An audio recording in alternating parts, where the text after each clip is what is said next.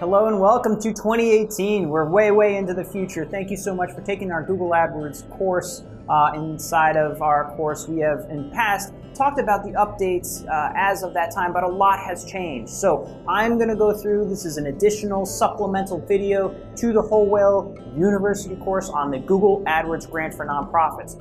First off, biggest change that we have seen actually is an addition to the application process. So what we previously said about applying and setting pieces up, making sure that you have the different accounts in place, such as Google AdWords, Google Analytics, going through the Google for Nonprofit overall hub. The Google for Nonprofits is where you start to apply for their overall suite of pieces. The extra addition that we saw is that they have a partnership with TechSoup Global. Now, with TechSoup and TechSoup Global, on that, you have to go through the TechSoup registration, and then they will give you a registration token.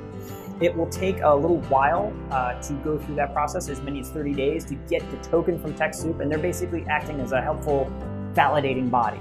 Then you go through that process. So there's going to be an extra little form. You're like, wait a minute, what's that? It's the extra process that you go in there. Everything else in our original video about applying is still absolutely true. The other big change is that there is, I know we alluded to at certain points, the 40K level that once you used to be able to maximize the regular grant, $10,000 a month, the 40K level is no longer in operation. So you can't apply to it. There's no sort of like ex post facto anything you can get. Those days are gone, but heck, $120,000 a year in in-kind advertising is not bad.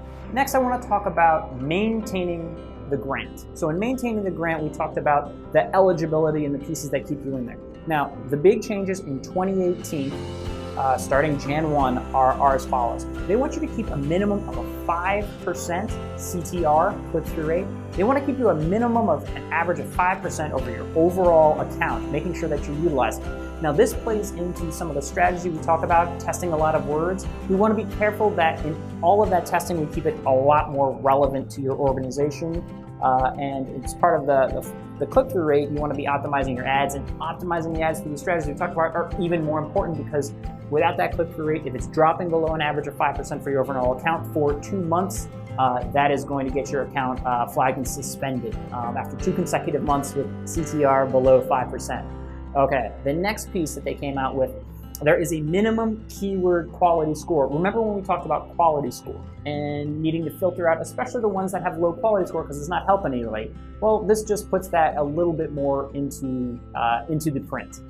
And anything with a quality score of 2 or lower is going to flag your account, which is fine, because that's in the situation where if you're dealing with the environment, but then you happen to be advertising about let's say car washes, you're way off the mark anyway. No one wants that. Okay, so quality score 2, you get it. The next one is minimum of 2 ad groups per campaign. I mean, this is just the best practice, so you don't want a whole proliferation of ad groups and campaigns. So making sure you're putting together the ad groups that are relevant to the campaigns. Campaigns, maybe using it more of a hierarchical structure. That's kind of a silly one to get flagged for, but they're looking for best practice management pieces. Next, 2 ads per ad group.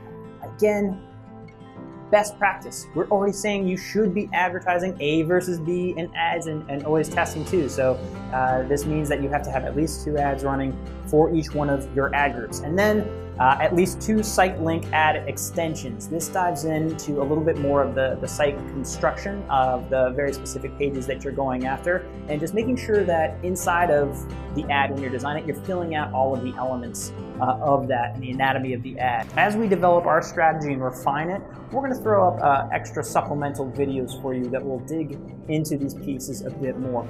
All right, so we told you the bad news about all the new restrictions. On the good news side, the new maximum bid is $2 on keywords. Awesome, so you can increase it up to $2, and it's technically no cap at all if you use the Google Maximize Conversions bidding strategy.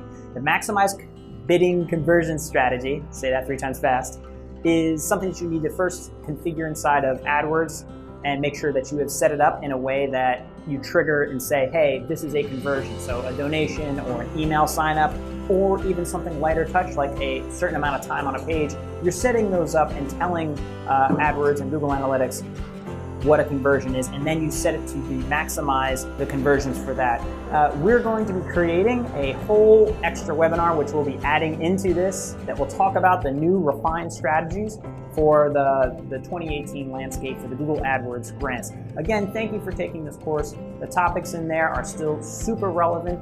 Big picture, what we're talking about is keeping that CTR up by staying on top of your ads, making sure you're doing the A/B testing and best practices, the account structure is properly done, doing a little housekeeping, so don't do as maybe much junk and spray and pray at the wall, but be specific a bit more on the keywords you're using. Peel and stick, pull those into their categories so that you can refine and keep your bundles a bit more accurate, and that'll increase your CTR, removing the low quality scores. All right, higher quality, hopefully better traffic. Thank you for taking this, and we'll be adding supplemental videos.